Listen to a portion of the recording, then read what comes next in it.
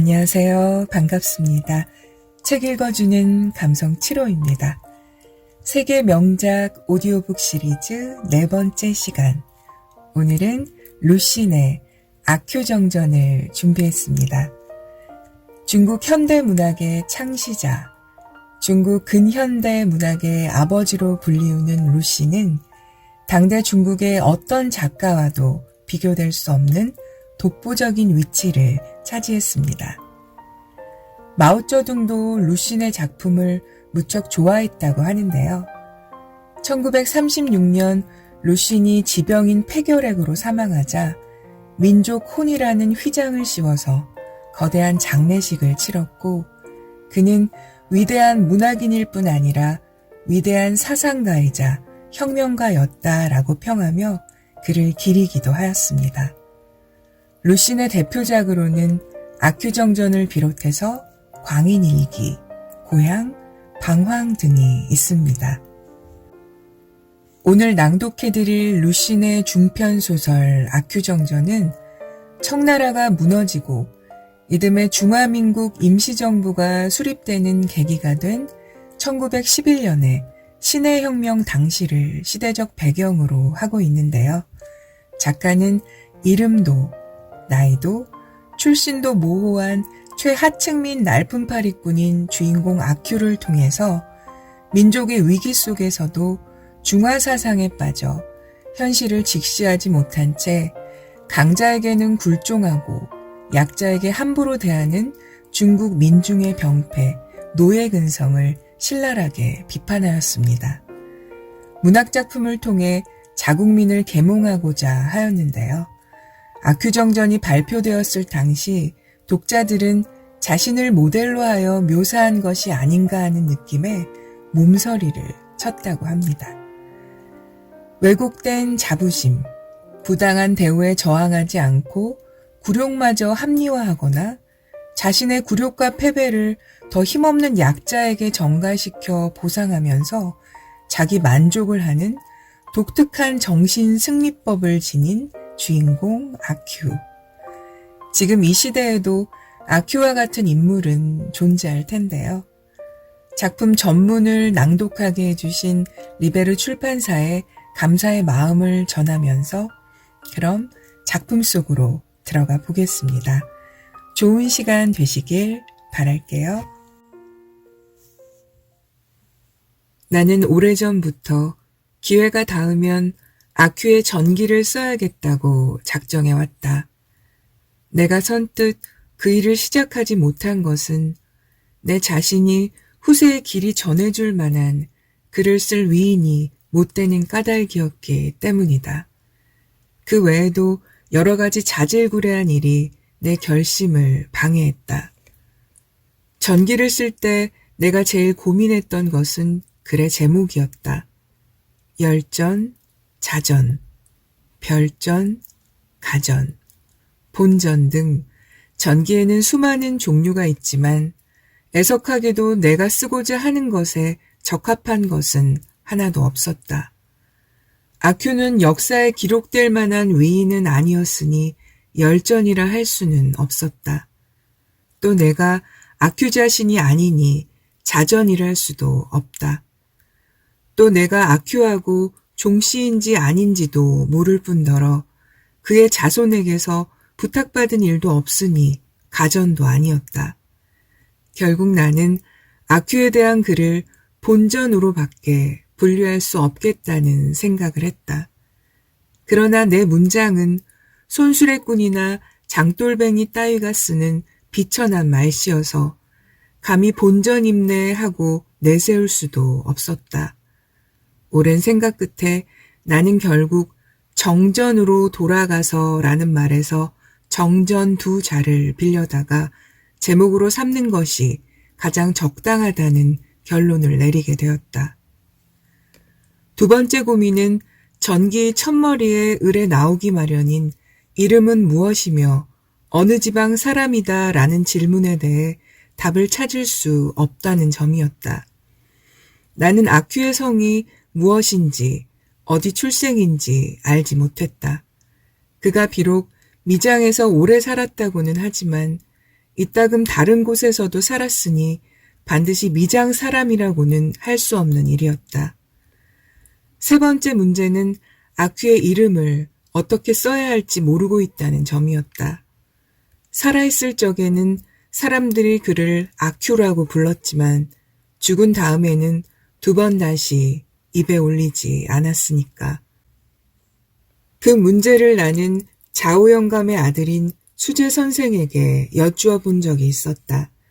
하지만 그도 아큐의 원래 이름을 제대로 쓰는 방법은 알지 못했다.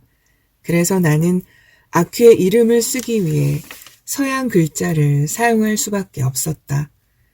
영국에서 유행하는 철자법을 따라 아큐라 하고 쓸 때는 줄여서 아큐로 명명하게 된 것이다. 아큐는 이름이나 본적만 모호한 게 아니라 미장에 오기 전까지 어디에서 무엇을 하며 살았는지도 알 수 없었다. 게다가 마을 사람들은 일손이 필요할 때나 골려줄 때만 아큐를 생각할 뿐 다른 때는 관심도 없었다. 아큐는 집도 없이 마을에 있는 투구추 안에서 살았다. 게다가 고정된 일거리도 없이 남의 집에서 품팔이를 하며 하루하루를 살아나갔다. 그래서 사람들은 바쁠 때면 아큐를 생각하지만 한가해지면 까맣게 잊어버리곤 했다. 아큐 또한 자존심이 매우 강해서 미장 사람들 따위는 안중에도 없었다. 심지어 미장에 딱 두 사람밖에 없는 문동에게까지도 웃어줄 가치조차 없다고 여기는 형편이었다. 아큐의 말에 따르면 옛날에 그는 잘 살았고 학식도 높았으며 못하는 게 없는 거의 완벽한 인간이었다는 것이다. 어쨌든 그에게는 체질상으로 약간의 흠이 있었다. 그의 머리 몇 군데가 부스럼 자국으로 꽤 크게 벗겨져 있는 게 그것이었다. 때문에 그는 벗겨지다라는 말을 몹시 싫어했다. 뿐만 아니라 그것이 점점 확대되어 나중에는 빛나다라는 말도 밝다라는 말도 싫어하게 되었다. 급기야는 등불이나 촛불 같은 말까지도 금기했다. 그리하여 그 금기를 어기는 자가 있으면 아큐는 부스럼 자국이 시뻘개지도록 화를 냈다. 상대에게 욕을 퍼부으며 때리려고 덤벼들었다. 하지만 어찌된 영문인지 아큐는 혼을 내려고 덤벼들었다가 되레 당하는 경우가 훨씬 많았다. 그래서 아큐는 어느 날부터인가 그에 대한 대응 방법을 바꾸었다. 동네 건달들은 아큐를 볼 때마다 야, 반짝반짝해졌는걸? 이제 보니 등잔이 여기 있었군 하고 그의 머리를 쿵쿵 쥐어 박았다. 그들은 아큐가 단단히 혼쭐이 났으리라고 생각했지만 아큐는 10초도 안 되어서 승리감으로 의기양양해졌다. 자신을 짐짓 벌레처럼 하찮은 존재로 생각해버리는 것이었다. 이렇게 되면 건달들은 결국 벌레를 골려준 꼴이 되는 것이니까. 니놈 따위가 뭐야? 나는 버러지야. 버러지라고. 아큐는 자신을 경멸할 수 있는 첫 번째 사람은 바로 자기 자신이라고 생각했다. 거기에서 자신을 경멸한다는 말을 빼버린다면 남는 것은 첫 번째 사람이라는 것뿐이었다. 어디에서든 첫 번째는 좋은 것이었다. 이렇게 묘한 방법으로 승리를 하고 나면 아큐는 금방 기분이 좋아져 방금 당한 치욕도 잊고 깔깔거리며 웃었다. 어느 해 봄날 아큐는 술에 취해 건들거리며 길을 가고 있었다. 마침 동네 담장 밑에서 왕털보가 벌거벗은 채 이를 잡고 있는 것이 보였다. 왕털보는 부스럼 자국으로 머리가 벗겨진 데다 털복숭이여서 동네 사람들은 모두 그를 왕대머리 털보라고 불렀다. 왕털보는 이를 한 마리, 두 마리, 세 마리 계속 잡아서 입에다 넣고 툭툭 소리를 내며 깨물었다. 아큐는 왕털보가 이 잡는 것을 보자 갑자기 온몸이 근질거리는 것 같았다. 그래서 그 옆으로 가서 앉았다. 그리고 자신의 다 떨어진 겹조고리를 벗어들고 들춰보았다. 새로 빤 옷이라 그런지 아니면 재주가 없어서 그런지 한참이 지나서야 겨우 서너 마리를 잡을 수 있었다. 아큐는 처음에는 실망했지만 나중에는 부하가 치밀었다. 자기가 깔보는 왕털보는 저렇게 많이 잡고 있는데 나는 이렇게 적게 잡다니. 이것은 얼마나 채통을 잃는 일인가. 아큐는 잡은 이를 입에 넣고 용을 쓰며 깨물었다. 그러자 픽 하고 소리가 났다. 깨무는 소리조차 왕털보 소리에 미치지 못했다. 아큐의 부스럼 자국은 이내 시뻘겋게 달아올랐다. 옷을 땅바닥에 냅다 팽개치면서 침을 탁 뱉었다. 이 털버러지 같은 놈. 왕털보는 눈을 치뜨고 대답했다. 문둥이 같은 자식? 감히 누구한테 욕이야? 이런 털복숭이가 감히 함부로 짓거려? 아큐는 상대가 항상 자신을 두들겨 패는 건달패들이라면 겁을 집어먹었겠지만 왕털보쯤이야 못 당할까 싶어 용감하게 덤벼들었다. 너 몸뚱이가 근질거리나 보구나? 왕털보는 자리에서 일어나 옷을 주워 입으면서 말했다. 아큐는 그가 꽁무니를 빼려는 줄 알고 잽싸게 달려들어 주먹을 휘둘렀다. 그런데 주먹이 미쳐 왕털보에게 닿기도 전에 그는 잡혀버리고 말았다. 아큐는 곧 왕털보에게 변발을 낚인 채 담장 앞으로 끌려가 머리를 처박히고 말았다. 아큐의 기억으론 이것이 평생에 있어 가장 큰 굴욕이었다. 왕털보는 털복숭이라 자신이 늘 비웃었는데 도리어 그에게 손찌검을 당했으니 말이다. 아큐는 어찌할 바를 몰라 우두커니 서 있었다. 그때 멀리서 기침소리가 들렸다. 돌아보니 아큐가 제일 미워하는 첸 영감의 큰아들이 걸어오고 있었다. 그는 도시에 있는 서양 학교에 들어갔다가 반년 뒤에 돌아왔는데 어찌된 일인지 걸음걸이도 변하고 변발도 없어져 버렸다. 그 때문에 그의 어머니는 10번도 더 통곡했고 옆판내는 3차례나 우물에 뛰어들었다. 그를 볼 때마다 아큐는 속으로 욕을 퍼부었다. 변발이 없으니 사람 노릇할 자격도 없으며 그 옆편내도 4번째로 우물에 뛰어들지 않았으니 정숙한 여자라 할 수 없다고 생각했다. 중대가리, 나귀. 아큐는 거칠게 내뱉었다. 화가 치밀어 누구라도 붙들고 안갚음을 해야 하던 참이라 자신도 모르게 그렇게 짓거리고 말았다. 중대가리는 노랗게 칠한 지팡이를 손에 쥔 채 곧장 아큐를 향해 성큼성큼 걸어왔다. 잠시 후 아큐는 딱 하는 소리가 자기 머리에서 나는 것을 들었다. 나는 저 애한테 말했는데. 아큐는 곁에 있던 한 아이를 가리키며 변명했다. 아큐의 생애에 있어 2번째로 큰 굴욕이었다. 아큐는 천천히 걸었다. 선술집 문턱에 당도하니 망각이라는 보물이 효력을 발휘하여 제법 기분이 좋아졌다. 그때 마침 앞쪽에서 정수함에 있는 젊은 여승이 걸어왔다. 평소에도 아큐는 여승을 보면 욕을 해댔는데 하물며 굴욕을 당한 지금이야. 그는 굴욕의 기억이 되살아나자 마음속에서 적개심이 일었다. 오늘은 왜 이리 재수가 없나 했더니 너를 보려고 그랬구나. 아큐는 앞으로 나서며 큰 소리가 나게 침을 뱉었다. 젊은 여승은 거들떠 보지 않고 고개를 숙인 채 걷기만 했다. 아큐는 여승 앞으로 다가가서 새로 깎은 여승의 머리를 손으로 더듬으며 해벌쭉 웃었다. 아이고머니나 이런 무례가. 여승은 얼굴이 새빨개져서 종종 걸음을 쳤다. 선술집 안에서 사람들이 와 하고 웃어댔다. 아큐는 더욱더 신이 났다. 아큐는 구경꾼들을 만족시키기 위해 이번에는 힘을 주어 여승의 허벅지를 꼬집었다. 술집에서 다시 와 하는 웃음이 터졌다. 이 한판의 승리로 아큐는 왕털보의 일도 가짜 양놈의 일도 깨끗이 잊어버렸다. 오늘 생겼던 재수없는 일이 모두 안갚음된 것 같았다.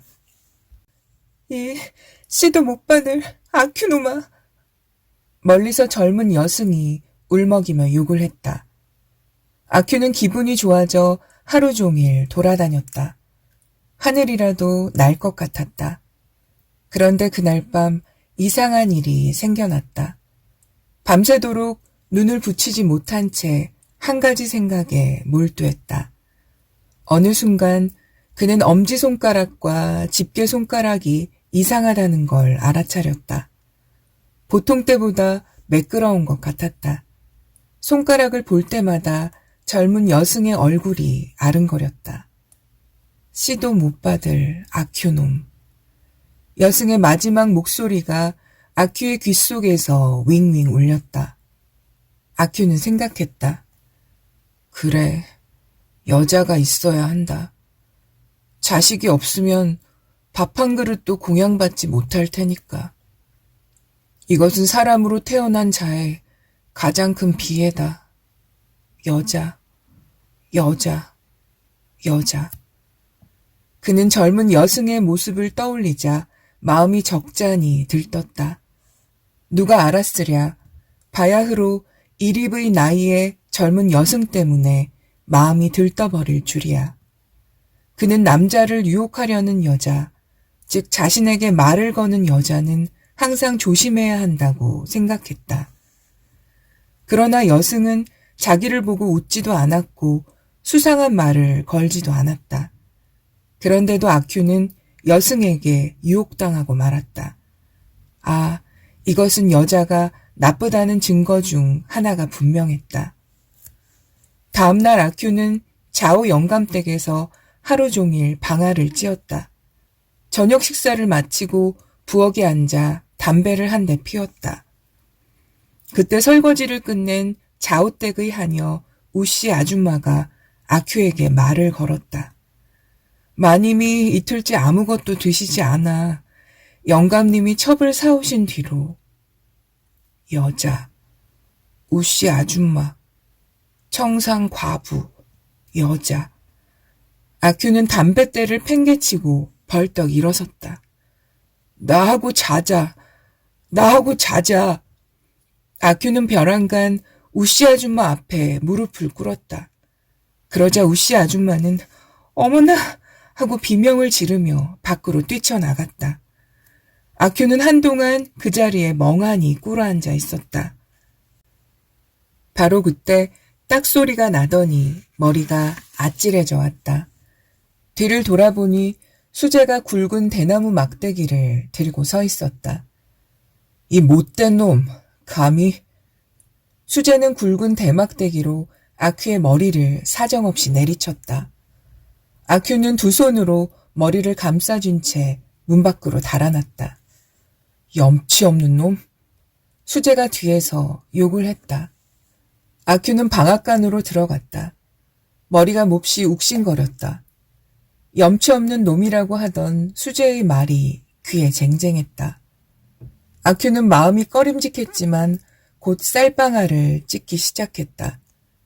그때 밖에서 떠들썩한 소리가 들려왔다. 아큐는 소리를 따라 밖으로 나갔다. 소리는 안뜰에서 들려왔다. 뜰에는 좌우 영감댁 집안 식구들이 모여 있었다. 이틀 동안 식사도 안 했다는 마님까지 끼어 있었다. 게다가 이웃의 쩌우치댁과 좌우바이엔 좌우스천도 있었다. 마침 작은 마님이 우씨 아줌마를 끌고 나오면서 말했다. 밖으로 나와. 네가 정숙하다는 걸 누가 몰라? 절대로 소견 좁은 짓을 하면 안 돼. 우씨 아줌마는 손을 잡힌 채 끌려 나와서는 울기만 했다. 재미있는걸? 이 청산과부가 무슨 짓을 했는지는 몰라도. 아큐는 서둘러 그쪽으로 다가갔다. 그러자 수재가 아까처럼 대막대기를 든 채 그에게로 달려왔다. 아무래도 자기와 관계가 있는 모양이었다.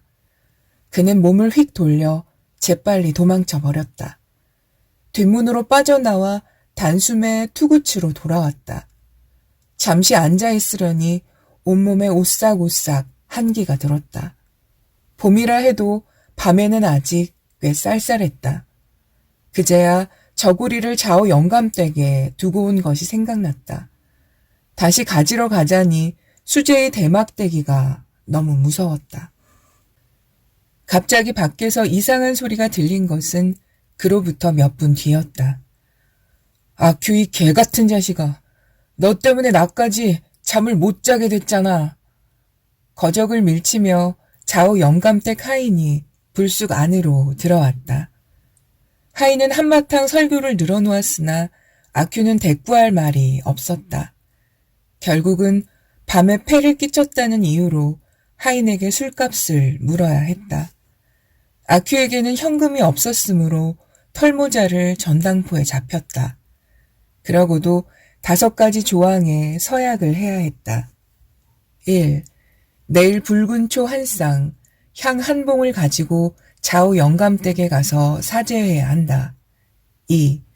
좌우 영감댁에서 무당을 불러 목매 죽게 하는 귀신을 쫓는 굿을 하는데 그 비용을 아큐가 전담한다.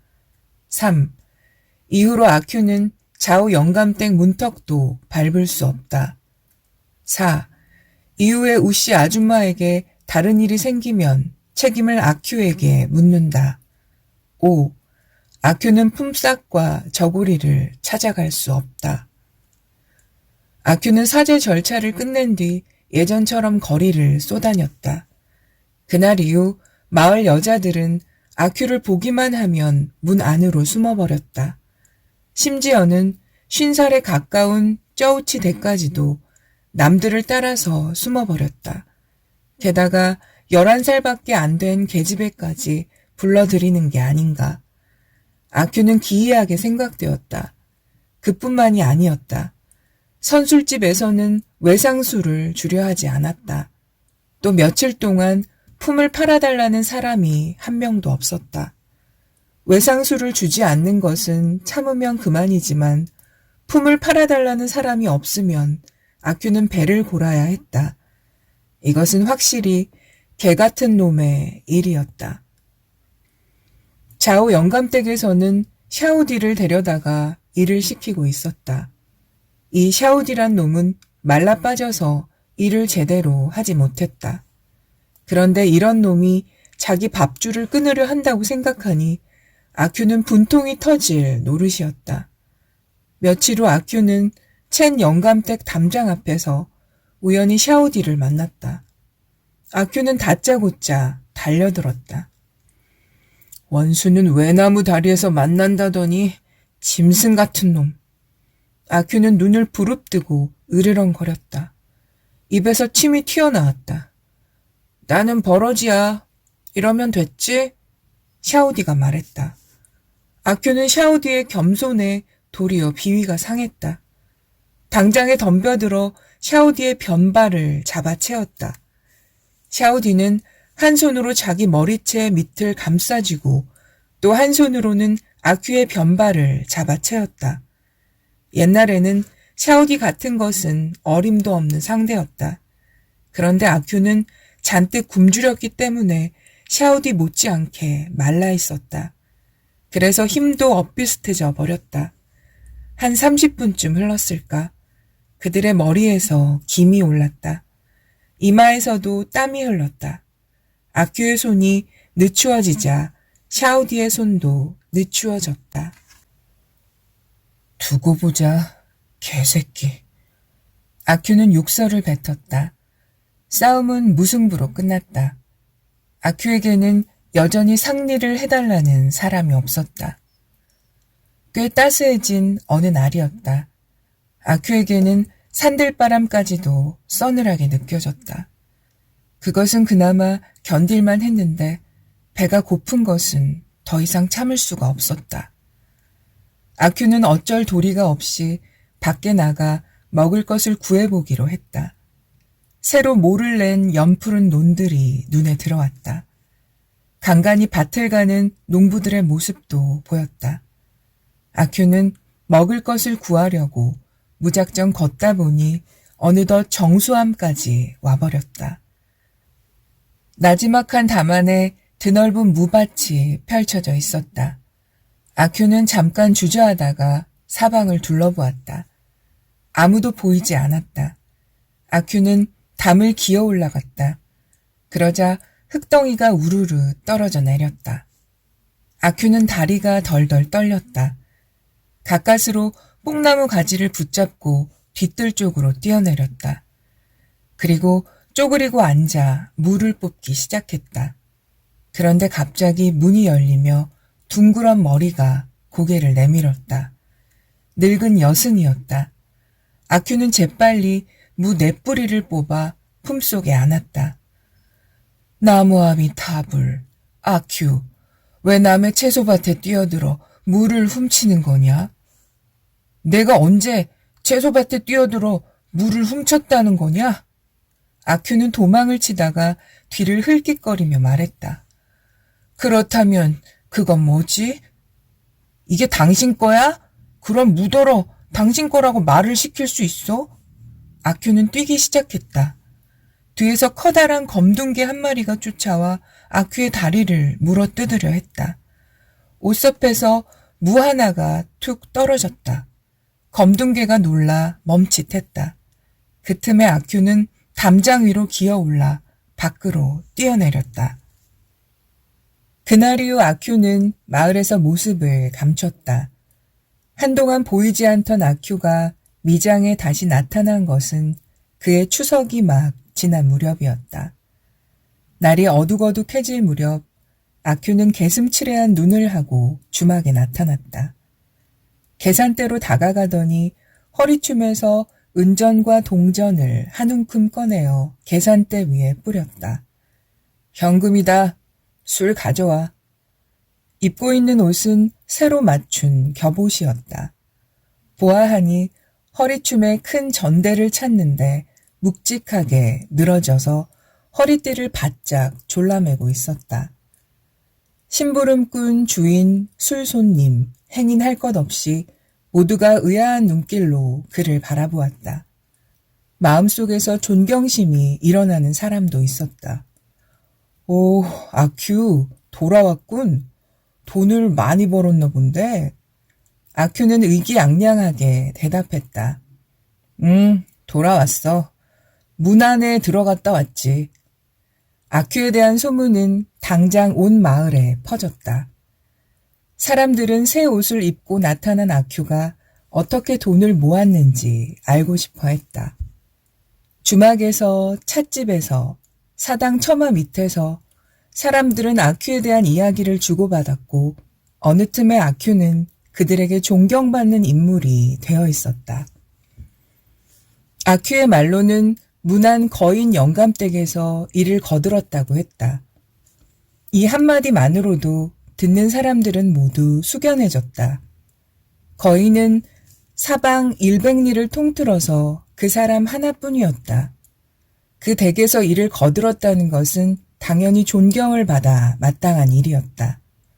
그렇지만 아큐는 거인 영감이 실제로는 개 같은 놈이기 때문에 다시는 일을 거들고 싶지 않다고 말했다. 사람들은 아큐의 말을 들으며 통쾌해하기도 하고 탄식하기도 했다. 아큐가 거인 영감 댁에서 일을 거둔다는 것은 애초부터 어울리지 않는다는 생각이 들었지만 그렇다고 거들러 가지 않는다고 하니 안타깝기도 했던 것이다. 자네들 사람 목 자르는 걸 본 적이 있나? 볼만해. 혁명당을 죽이는데 굉장했다고. 아큐의 말을 듣고 있던 사람들이 몸을 흠칫했다. 그러자 아큐는 느닷없이 왕털보의 뒷덜미를 내려치며 싹둑 하고 큰 소리로 말했다. 왕털보는 깜짝 놀라 재빨리 목을 움츠렸다. 시간이 흐를수록 아큐의 명성은 안방에 있는 여자들한테까지 쫙 퍼졌다. 그날 이후 아큐는 마을에 머물며 도시에서 가져온 옷가지들을 팔기 시작했다. 쪼우치댁은 아큐에게 남색 비단 치마를 샀대. 자오바이엔 어머니도 애들에게 주려고 빨간 모슬린 저고리를 샀다는군. 단돈 30전에 말이야. 여자들은 마주 앉아 이런 말을 주고받으며 아큐가 나타나길 눈 빠지게 기다렸다. 아큐에게 비단 치마를 산 쪼우치댁은 아주 기쁜 나머지 자오 마님에게 들고 가 자랑을 했다. 자오 마님은 싸고 좋은 털배자를 사고 싶다며 쪼우치댁에게 즉시 아큐를 찾아 데려오라고 했다. 자오 영감댁 식구들은 초조하게 아큐를 기다렸다. 한참 만에야 아큐가 쪼우치댁을 따라 들어왔다. 아큐, 문 안에 가서 돈을 벌었다지? 다름 아니라 내가 좀 필요한 것이 있어 그러는데. 다 팔고 남은 게 아무것도 없습니다. 다 팔았어? 그럼 다음에라도 물건이 생기면 먼저 우리 집으로 가져오게나. 아큐는 내키지 않다는 듯 대답도 하지 않은 채 밖으로 나갔다. 자오 영감과 수제는 아큐의 불손한 태도에 몹시 화가 났다. 한편 건달패들은 아큐에게 돈을 벌게 된 내막을 꼬치꼬치 캐물었다. 아큐는 숨기려는 기색도 없이 오히려 우쭐거리며 자기 경험을 털어놓았다. 사실은 거인 영감 댁에서 일을 한 게 아니라 도둑질을 했다는 것이다. 그렇다고 아큐가 직접 담을 넘은 것은 아니고 자기는 단지 밖에서 물건만 받아냈다고 했다. 그리하여 사람들은 아큐가 좀도둑에 불과하다는 것을 곧 알게 되었고 역시 아큐는 두려워할 만한 존재가 못 된다고 생각했다. 아큐가 전대를 자오바이엔에게 팔아넘긴 그날 커다란 배 한 척이 자오 영감댁 나루터에 닿았다. 그것은 바로 거인 영감의 배였다. 그 배는 미장에 굉장한 불안을 실어다 주었다. 정오도 못 되어 온 마을이 술렁거렸다. 혁명당 때문에 거인 영감이 우리 마을로 피난 왔다는 소문이 순식간에 퍼져나갔기 때문이다. 아큐는 문 안에 갔을 때 혁명당에 대해 들은 적이 있었다. 또 자기 눈으로 혁명당원이 참수당하는 것을 실제로 보기도 했다. 그러나 어디선가 혁명당은 반역이며 반역은 그에게 고난을 가져온다는 말을 주워 들은 적이 있어서 그들은 막연히 증오해 오고 있었다. 그런데 뜻밖에도 그들이 백리 사방으로 이름을 떨치는 거인 영감까지 두렵게 하다니 아큐로서는 신명이 나지 않을 수 없었다. 혁명이란 것도 괜찮은데 개 같은 놈의 세상을 뒤집어 엎어라. 빌어먹을. 나도 혁명당이 돼야지. 혁명이다. 혁명. 좋았어. 내가 갖고 싶은 건 모두 내 것이다. 어떤 계집이든 모두. 자오 영감댁 두 나리와 자오 바이엔도 대문간에 나와 혁명 이야기를 주고받고 있었다. 아큐는 고개를 뒤로 젖힌 채 노래를 부르며 그 앞을 지나갔다. 자오 영감이 아큐를 불러 세웠다. 아큐군, 아큐군, 저 요새 돈은 잘 벌리나? 돈? 물론 갖고 싶은 건 모두. 아큐 형, 우리네처럼 가난뱅이야 괜찮겠지? 자오바이엔이 조심스럽게 말했다. 짐짓 혁명당의 속셈을 떠보려는 듯이. 가난뱅이라고? 너야 나보다 부자잖아. 아큐는 그렇게 말하고는 계속해서 길을 걸어갔다. 그는 마음이 들떠서 이리저리 휘젓고 다니다가 밤이 이슥해서야 투구치로 돌아왔다. 혁명? 재밌는데? 미장의 촌놈들은 아마 볼만할 거야. 무릎을 꿇고 애걸하겠지. 아큐, 목숨만 살려줘. 누가 들어준대? 첫 번째로 죽어야 할 놈은 좌우영감, 수재, 또 가짜 양놈. 그러고 나서 수재 옆편네의 침대를 우선 투구추로 옮겨놓고, 그리고 챙간에 탁자와 의자를 늘어놓고, 그 다음엔 여자를 데려와야지. 쩌우친의 딸려는 아직 애송이고, 그리고 가짜 양놈 옆편네는 변발도 없는 녀석과 잤으니, 좋은 물건은 못 되지. 아큐는 이런저런 공상을 하다가 잠이 들었다. 이튿날 아침 늦지막이 일어나 거리로 나가보니 조금도 달라진 것이 없었다. 여전히 배가 고팠다. 아큐는 천천히 걸어 어느덧 정수함에 이르렀다. 암자는 지난번처럼 조용했다. 그는 잠시 생각에 잠겼다가 문을 두드려댔다. 검은색 대문에 흠집이 났을 때에야 누군가 문을 여는 소리가 들렸다. 잠시 후 늙은 여승이 고개를 내밀었다. 뭐하러 또 왔지? 혁명이다. 알고 있지? 혁명이라고? 혁명은 벌써 했어. 도대체 니놈들이 혁명한다고 우리더러 어쩌란 말이냐? 늙은 여승은 핏대를 올리며 말했다. 뭐? 몰랐어? 그놈들이 벌써 혁명했어. 누가? 수재하고 양놈하고.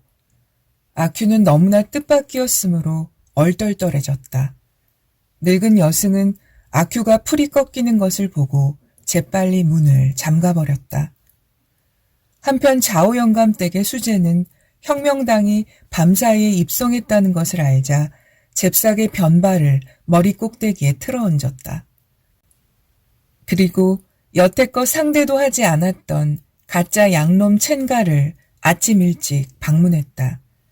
그들은 곧 동지가 되어서 혁명에 나서기로 약속했다.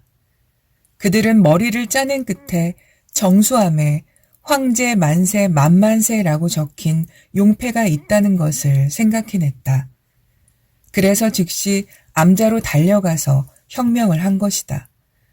늙은 여승이 막아서서 잔소리를 했으나 그들은 여승을 만주 정부와 한패로 몰아 몽둥이 세례를 주었다. 그들이 가버린 뒤에 여승이 정신을 차려보니 용패는 벌써 산산조각이 나 있었다. 아큐는 이러한 사실을 이제야 알게 된 것이었다.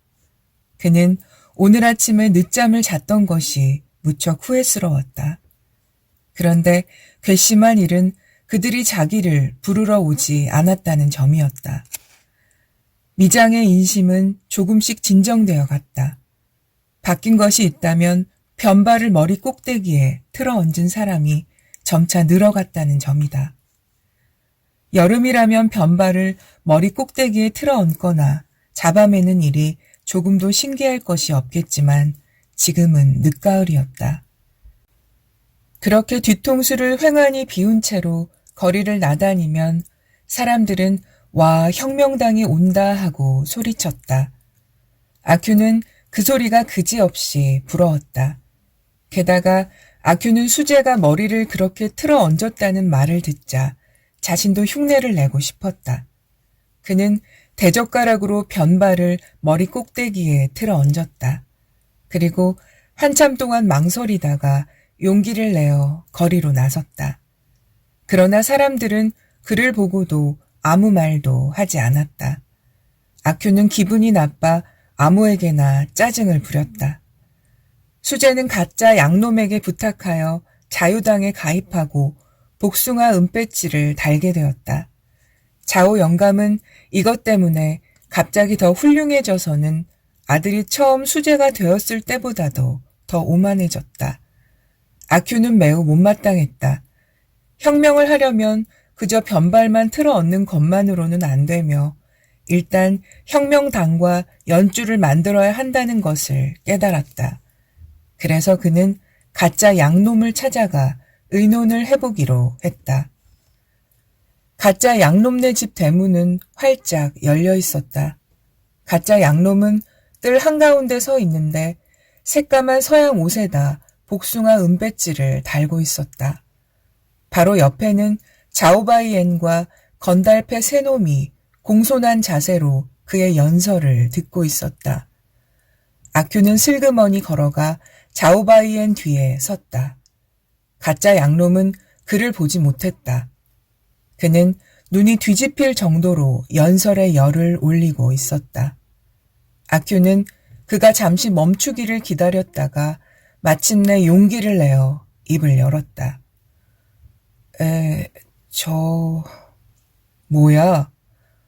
저도, 나가. 저도 혁명을, 썩 꺼져! 가짜 양놈은 지팡이를 높이 쳐들었다.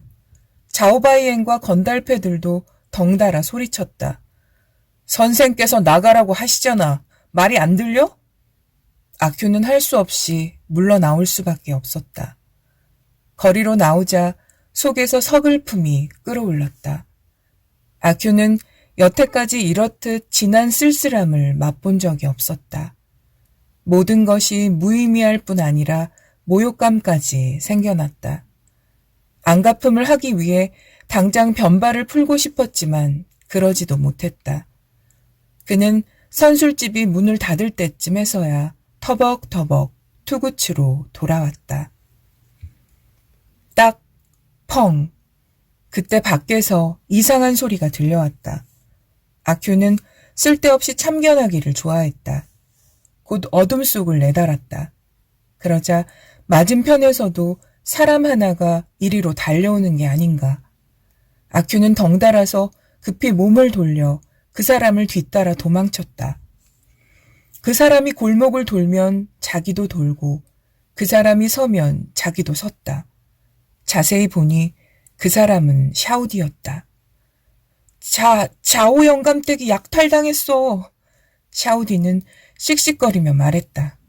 그러고는 어디론가 달려가 버렸다. 아큐는 살금살금 길 모퉁이를 돌아가 가만히 귀를 기울였다. 왁자지껄하는 소리가 들려왔다. 자세히 보니 흰 투구에 흰 갑옷을 입은 사람들이 연달아 괴짝과 가구를 메고 나왔다. 아큐는 눈앞에서 일어나는 일들이 믿어지지가 않았다.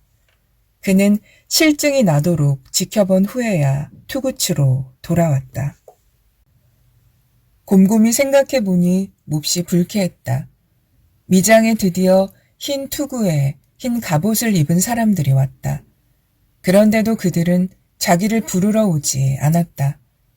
좋은 물건을 무수히 드러냈는데도 내 몫은 없었다. 이건 전부 그 빌어먹을 가짜 양놈 때문이다. 내가 혁명하는 것을 그놈이 금지시켰다. 그렇지 않았으면 이번에 내 몫이 없을 리가 없지. 아큐는 생각할수록 화가 치밀었다. 내가 혁명하는 것을 막다니. 네 놈만 혁명하냐? 좋아, 혁명해라. 혁명은 목이 잘리는 죄목이니까 내가 고발해야지. 네 놈이 문 안에 끌려가 목이 잘리는 꼴을 보아야겠다. 싹둑, 싹둑. 자우 영감댁이 약탈당하자 미장 사람들은 매우 통쾌해하면서도 한편으로는 무서워했다. 아큐도 마찬가지였다. 그런데 나흘 뒤 아큐는 한밤중에 느닷없이 들이닥친 사람들에게 붙잡혀 문 안으로 끌려갔다. 아큐는 울장이 둘러쳐진 어느 집 안으로 끌려 들어갔다. 넓은 대청 앞에는 머리를 빡빡 민 늙은이가 앉아 있었다. 그리고 그 아래에는 병정들이 늘어서 있었다. 또 양옆에는 두루마기를 걸친 사람들이 10여 명 서 있었다. 그들도 늙은이처럼 머리를 빡빡 깎고 있었는데 등에는 가짜 양놈처럼 한 자쯤 자란 머리를 늘어뜨리고 있었다. 모두가 험악한 얼굴로 아큐를 노려보고 있었다. 아큐는 무릎에서 힘이 빠져나가 바닥에 털썩 꿇어앉고 말았다. 서서 말해, 꿇어앉지 말고. 두루마기를 입은 사람이 소리쳤다. 하지만 아큐는 몸이 저절로 쭈그러들어서 서 있을 수가 없었다. 노예 근성. 두루마기를 입은 사람이 경멸하듯이 말했다. 사실대로 말해봐. 나는 다 알고 있으니까. 바른 대로 말한다면 놓아줄 수도 있어. 저는 원래 혁명을 하려고. 아큐는 멍하게 앉아있다가 겨우 떠듬떠듬 말했다. 그럼 어째서 여기에 오지 않았지? 가짜 양놈이 허락하지 않았습니다. 거짓말. 이제 와서 그렇게 말해도 늦었어. 지금 너희 패거리는 어딨지? 네, 뭐라고요? 그날 밤 좌우 영감네 집을 턴 패거리 말이야. 그놈들은 저를 부르러 오지 않았습니다. 자기들끼리만 들고 가버렸습니다요. 어디로 갔지? 말하면 놓아주지. 저는 모릅니다. 그놈들은 저를 부르러 오지 않았습니다. 달리 할 말은 없나? 늙은이가 부드럽게 물어왔다. 아큐는 아무리 생각해보아도 할 말이 없었다. 없습니다. 그러자 두루마기 입은 사람 하나가 종이 한 장과 붓 한 자루를 아큐 눈앞에 가져오더니 붓을 지워주려고 했다. 아큐는 깜짝 놀랐다. 그는 한 번도 붓을 쥐어본 일이 없었기 때문이다. 아큐가 어쩔 줄을 몰라 머뭇거리자 그는 손가락으로 한 군데를 가리키며 서명하라고 하였다. 저는 글자를 모릅니다. 아큐는 붓을 움켜잡은 채 부끄러워하며 말했다. 그럼 너 좋을 대로 동그라미 하나 그려 넣어. 아큐는 동그라미를 그리려고 했지만 손만 부들부들 떨릴 뿐이었다. 그러자 그 사람은 아큐를 위해 종이를 땅바닥에 펴주었다. 아큐는 엎드려서 젖먹던 힘까지 내어 동그라미를 그렸다. 그런데 빌어먹을 붓이 말을 듣지 않았다. 부들부들 떨면서 간신히 마무리하려고 하는데 붓이 자꾸만 삐져나갔다. 그려놓고 보니 수박씨 모양이었다. 이윽고 사람들은 그를 집 모퉁이에 있는 자그마한 방에 가두었다. 아큐는 마음이 한결 가벼워졌다. 살다 보면 어떤 때는 끌려 나가기도 하고 끌려 나오기도 하는 것이며 동그라미를 그려야 할 때도 있는 것이려니 생각했다. 다만 동그라미가 제대로 안 그려진 것이 하나의 오점으로 마음에 남았을 뿐이다. 다음날 아큐는 다시 대청 앞으로 끌려 나왔다. 늙은이는 아주 부드럽게 말했다. 할 말 없나? 없습니다. 두루마기를 입은 사람과 짧은 웃옷을 입은 사람들이 갑자기 달려들어 그에게 까만 글씨가 씌어있는 흰 무명 등걸이를 입혔다. 아큐는 매우 기분이 나빴다. 이건 상복 같은데 상복을 입으면 재수가 없기 때문이었다. 그런데 동시에 두 손이 등 뒤로 묶여 울장 밖으로 끌려나갔다. 아큐는 포장이 없는 수레에 올려졌다. 수레는 곧 움직였다. 앞에는 총을 맨 병정과 자위대원이 있었고 양 옆에는 구경꾼들이 수군거리고 있었다. 그제야 아큐는 깨달았다. 이거 목 잘리러 가는 게 아닌가. 그는 눈앞이 캄캄해졌다. 귀에서 윙 하는 소리가 들렸다. 그러나 정신을 잃지는 않았다. 살다 보면 목이 잘리는 수도 있으려니 생각했다. 그런데 왜 형장 쪽으로 가지 않는 것일까? 그는 죄인을 이렇게 조리돌린다는 것을 몰랐다. 그러나 알았다고 하더라도 마찬가지였을 것이다. 살다 보면 어느 때는 조리돌리는 일도 있으려니 하고 생각했을 테니까. 아큐는 주위를 둘러보았다. 사람들이 개미떼처럼 따라오고 있었다. 뜻밖에도 길옆 구경꾼 속에 우씨 아줌마가 있었다. 정말 오래간만이었다.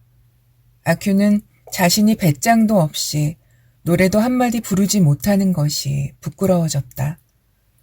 머릿속에서 그가 아는 노래 제목이 바람개비처럼 휘돌았다. 그래, 소 채찍을 손에 잡고 니놈을 칠 테다를 부르자 그는 손을 들어 올리려고 하다가 자신의 두 손이 묶여 있다는 것을 깨달았다. 노래 부르기를 그만둘 수밖에 없었다. 사람들 속에서 승냥이가 울부짖는 듯한 함성이 터져 나왔다. 수레는 쉬지 않고 앞으로 나아갔다. 아큐는 넋이 나간 표정으로 구경꾼들을 바라보았다. 그때 그의 머릿속에 4년 전에 산기슭에서 만났던 굶주린 이리 한 마리가 떠올랐다. 그는 어찌나 무서웠던지 거의 죽어 나자빠질 지경이었다. 다행히 손에 도끼 한 자루를 들고 있었기에 마음을 다져먹고 무사히 미장까지 올 수 있었다. 그러나 지금까지도 이리의 눈은 잊혀지지 않았다. 불길하고도 무서웠다. 그 두 눈은 도깨비 불처럼 번쩍거렸다. 멀리서 쫓아와 자기 살을 꿰뚫을 것만 같았다. 그런데 지금 그는 또다시 여태껏 한 번도 본 적이 없는 무서운 누나를 보았다. 그 눈은 이미 자기 살을 씹어 삼켜버렸으며 이제는 자기 살 외에 다른 것까지 씹어 삼키려고 하고 있었다. 멀지도 가깝지도 않은 거리를 유지한 채 따라오면서 이 눈알들은 하나로 합쳐져서 벌써 그의 영혼을 물어뜯고 있었다. 사람 살려! 그러나 아큐는 아무 말도 할 수가 없었다. 이미 눈앞이 캄캄해져 버렸기 때문이다. 귀에서 윙 하는 소리가 났다. 온몸이 먼지처럼 풀썩 흩어지는 것 같았다.